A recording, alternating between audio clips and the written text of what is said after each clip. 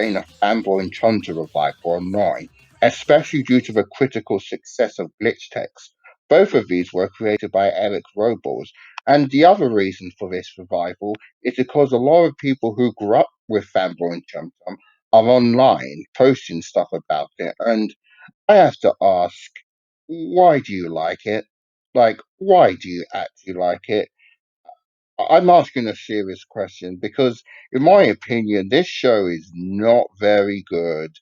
Fanboy and Chum Chum might be one of the worst Nicktoons ever made.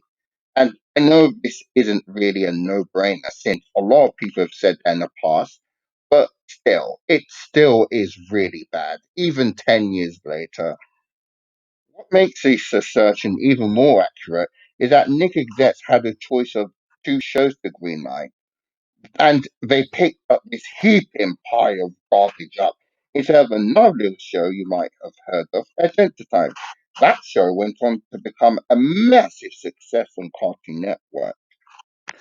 Character writing 101 was left on the doorstep of Fanboy and Chum Chum, as anyone with their soul as a critic, an animation fan, or a purveyor of entertainment in general will tell you characters are the main hook into your narrative. They flow with the story you're trying to tell, and as a baseline, the main characters should have a really good dynamic, and the main characters need to be easily likable. This show failed miserably at this. They failed miserably at the most basic of tasks. The titular characters are two of the most annoying, tone deaf, brain dead individuals ever conceived in an animated show, regardless of its target audience. And it's so bad that anyone who actually continues to wade into the sludge of this show's depth will only find themselves rooting for Kyle, who is incessantly pestered by our supposed heroes in such a way that I at least found myself rooting for his schemes to destroy those little idiots.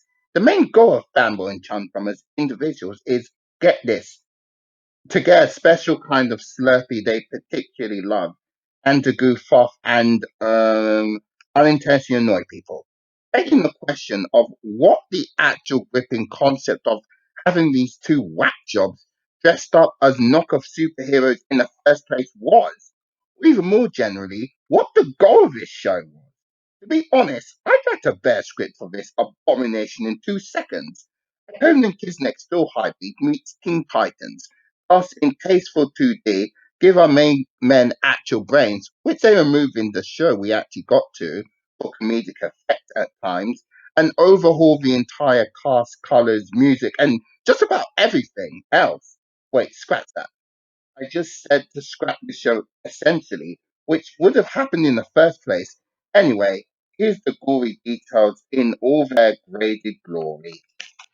Animation quality, 3D CGI, and not very high budget at that.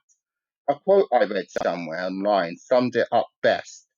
This is what Ren and Stimpy would look like if it was in 3D. It's fairly underwhelming for a show that was released in 2009 that ran into 2014, and the character designs really don't do it any favors. On the plus side, the color palette is bright. That's about it, though. Characterization. The major problem with this show is its titular characters. For the viewer, they are incredibly annoying protagonists, and they seem to revel in their awkward stupidity, as I highlighted in my thoughts. When your show has unlikable main characters by any stretch, you've got serious problems. Fanboy and Chum Chum are the two leads.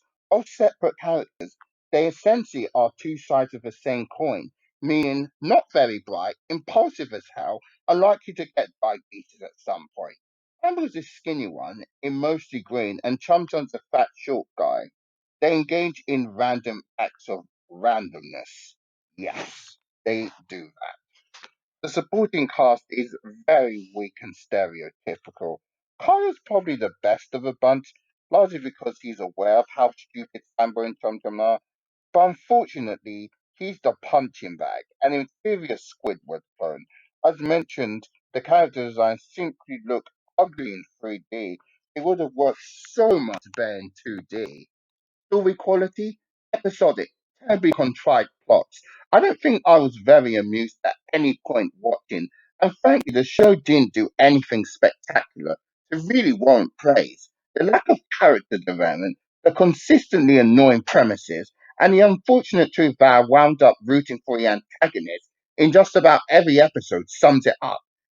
There's a lot of nasty things that could be said, but simply the episodes are just dull exercises in futility. Don't insult the viewer.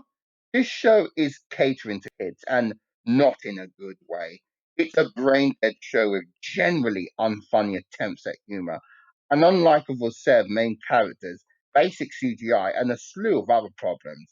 It also has an awful music track, simply adding to the misery of what was an unpleasant experience. This show is a 2.5 out of